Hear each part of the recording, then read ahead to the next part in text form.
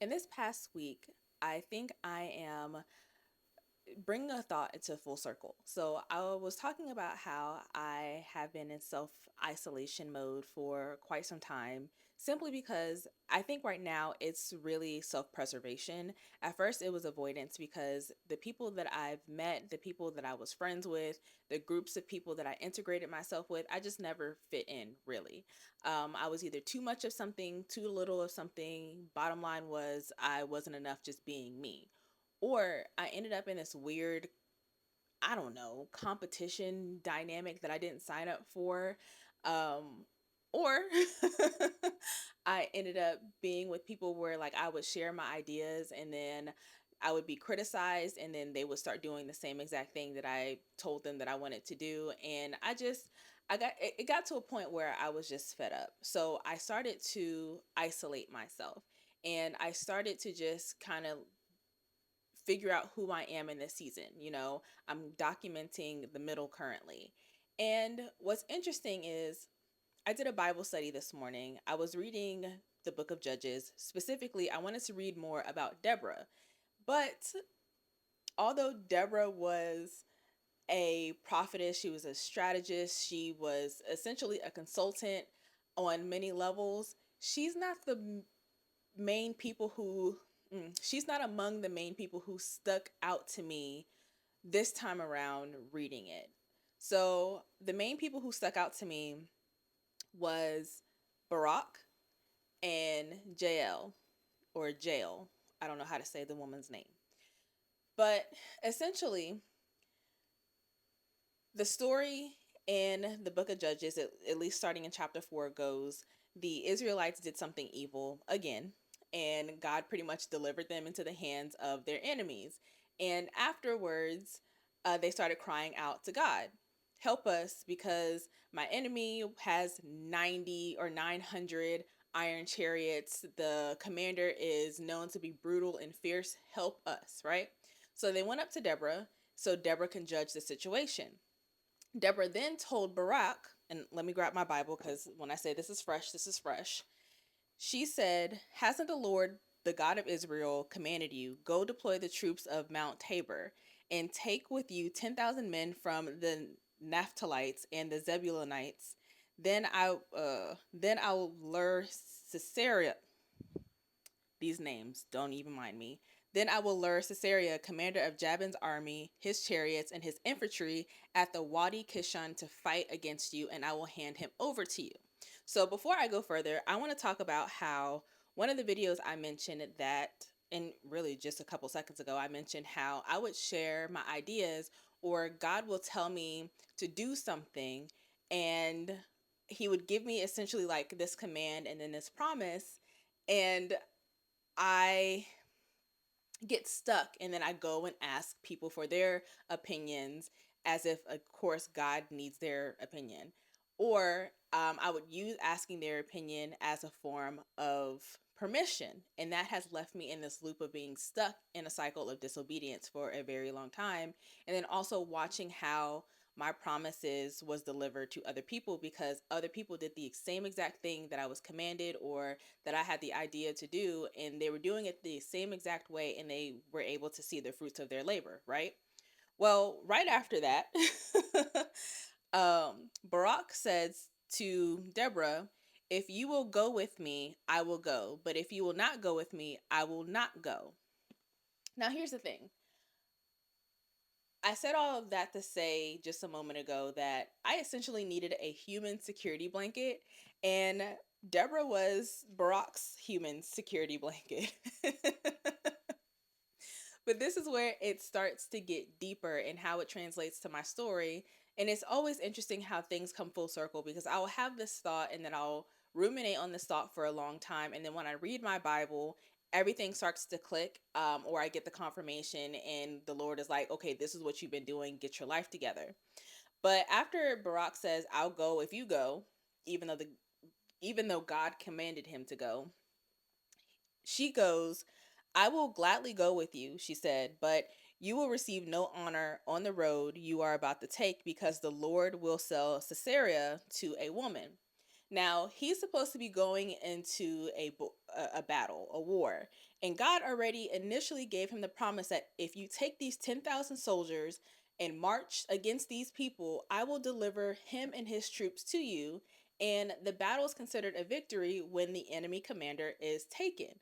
But she's already telling him, you've already put conditions on what God told you to do, and my will is already going to be done, or his will is already going to be done, but you're not going to get the benefit. So come on, but just know you're not getting the benefit from it. And again, how I've watched myself, or I've watched my ideas come to um, fruition because other people were doing it. This story is essentially speaking to me.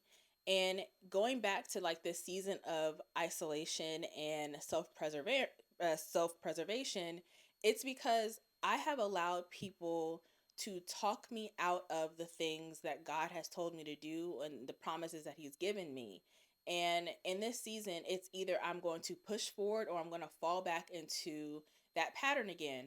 But I have this feeling that if I fall back into this pattern again, there's no coming out of it. Or if I come out of it, I it's going to be it's going to be a lot harder than the season that I just came out of, and that's not what I want to go through. And the more I read this story, the more it's like, okay, I've seen this time and time again. I've seen this pattern time and time again. And also, I started to see kind of like a little attack starting to happen because also in this season of, rediscovering who I am, I'm also having to find my voice because the command or the thing that God told me to do right now is just to document and find my voice. I'm doing other things, just planting seeds to see whatever will sprout first. But I know for sure this is what he told me to do. But as soon as I start opening up on social media and getting on video a lot more in these last couple of days, I've been getting messages and comments from people that I've never met before telling me that I'm talking too much. And this is just letting me know that I'm, I guess, on the right track because you're not going to be attacked or condemned when you're not doing or when you're not doing what you're not supposed to do, if that makes sense. I'm pretty sure I said that weird, but I'm pretty sure you get it. uh, um I've been on social media for 7 to 8 years doing financial consulting, and I've never gotten messages like that. I've gotten a host of, weird pictures, people asking for money, things like that. But even when I was breaking down financial concepts, I've never gotten you talk too much. Now here I am sharing my story and kind of like living the Psalm 107, verse 2, the redeemed of the Lord tells their story. I'm living that right now, and people are trying to shut me up.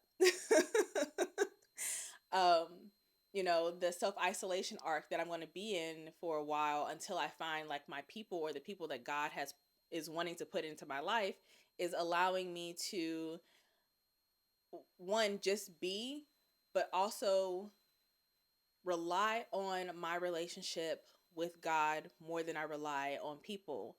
And yes, I have a husband, and yes, I do have people that I talk to from time to time. But this is a personal walk and a personal journey. God told me to do this. He didn't tell me to incorporate anybody else on this journey or on this walk. It's just me and him doing this thing. And going back to the story of how Barack has used people, in this case Deborah, as a security blanket, he's essentially having to watch the benefit of his promise go to somebody else with Jael. And Jael's story is very interesting because she's not really talked about past this, story arc or whatever. Her moment is huge, but her story is very small.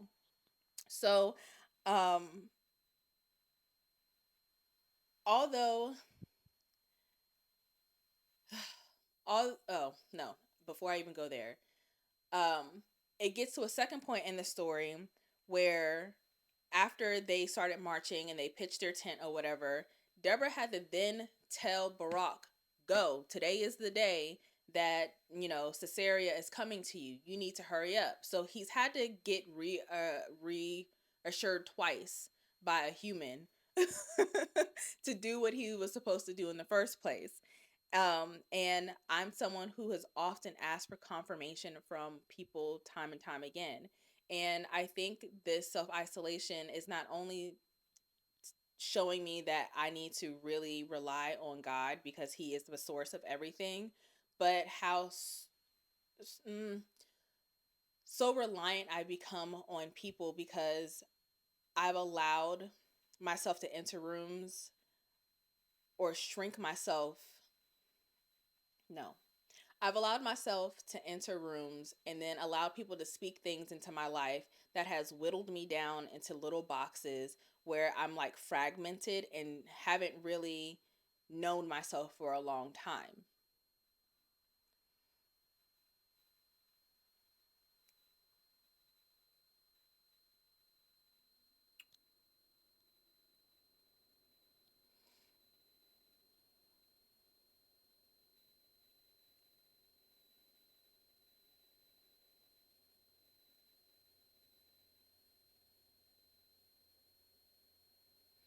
This isolation is allowing me to rebuild who God has called me to be without the interruption of other people.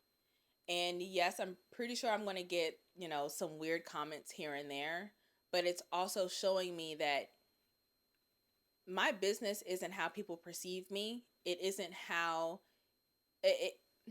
who I am isn't what people say that I am. It's who God called me to be and who He's calling me and shaping me to be.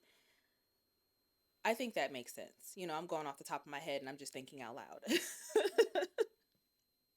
But yeah, so once they finally get on the move and they start going after Sisera and his troops, he was able to defeat all 900 iron chariots. There wasn't a single soldier alive except for Sisera. Remember, when you're trying to fight a battle in the concept of war, the war isn't really over until the enemy general, commander, whoever has been captured or has been, destroyed. So we then go to Jael because after they were able to knock out these soldiers, Sisera ended up running towards Jael. Mm. Or starts trying running towards their tribes. Um, what the heck?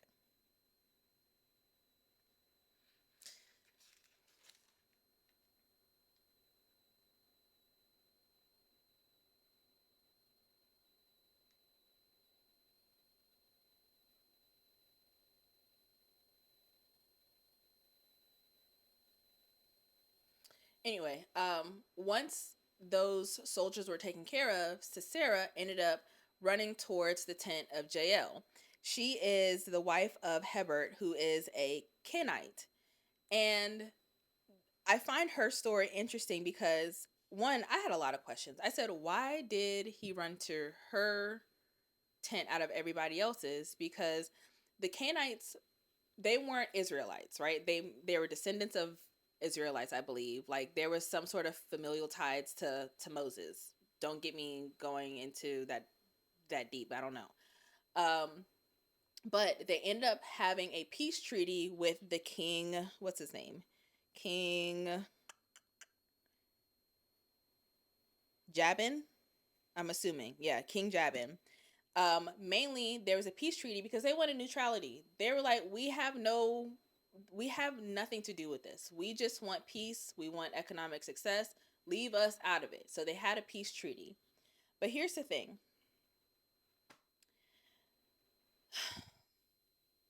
Once Sisera ended up running towards Jael's tent, there was a choice that had to be made. Because for her, unfortunately, she had to make a decision of helping this man or not, because he's running into their camp. If he ended up getting entangled with her husband, he would have ended up in like this weird political mess, right? If other people in their like little community came across him, they would have panicked and would have caused a bigger mess. So she decided to invite him into her tent to isolate the situation. And this was taboo back then because for these customs, it was unheard of, and breaking the, what is it, the modesty law for an unknown or outside man to enter a woman's tent or a married woman's tent. When married women's tents were considered protected spaces. Nobody was supposed to go in there. A man was not supposed to go in there. Even when they were married, they had their own quarters. So this was already a taboo. Now, she put herself in this situation to help isolate, everything, and protect her family and protect herself. So, what she ended up doing was saying, "Hey, come in here, come rest." Because he knew that this community had a peace treaty with his king, he already let his guard down. Then he said, "Hey, give me something to drink." Gave him some warm milk, covered him with a blanket. She had to make this decision right here. Let me get my notes because I feel like I'm kind of going all over the place.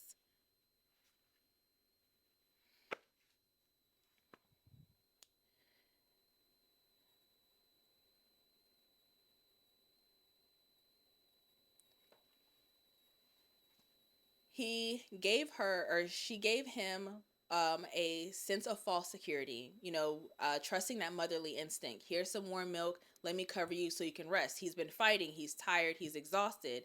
He has this false sense of security because they have a treaty. They have no parts of this, right? But once you or once Sarah entered her camp, he didn't realize that he was in danger because she's now in danger. Um, because he entered her tent under the guise of all of this information,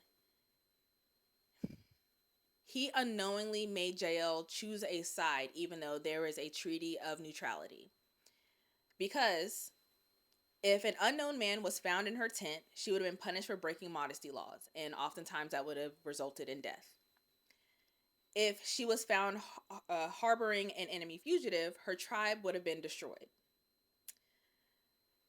Now, Sisera was known as being a brutal man. If he would have rested, he could have then became violent with her after he rested. So she had to choose a winning side, and that winning side allowed her to have peace, or their community have peace for 40 years with the Israelites, right?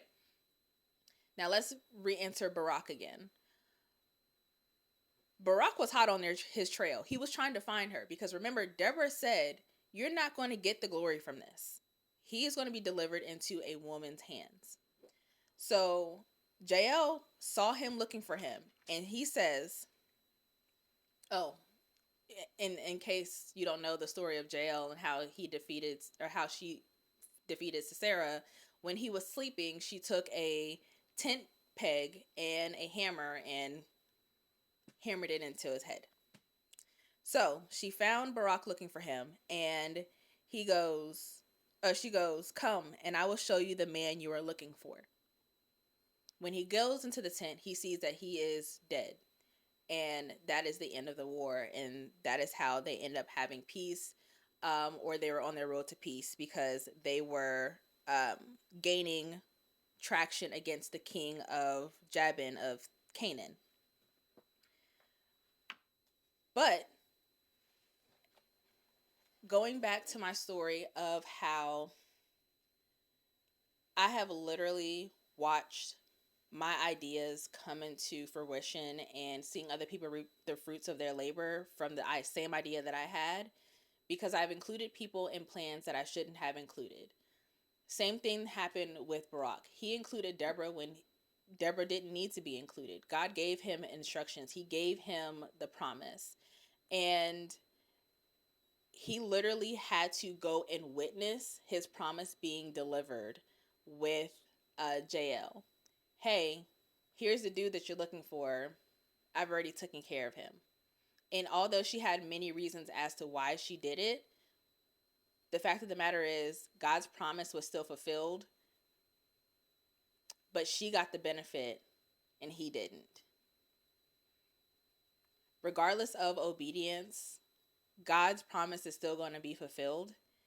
And being in this season of isolation and waiting to find like my actual people, I'm seeing that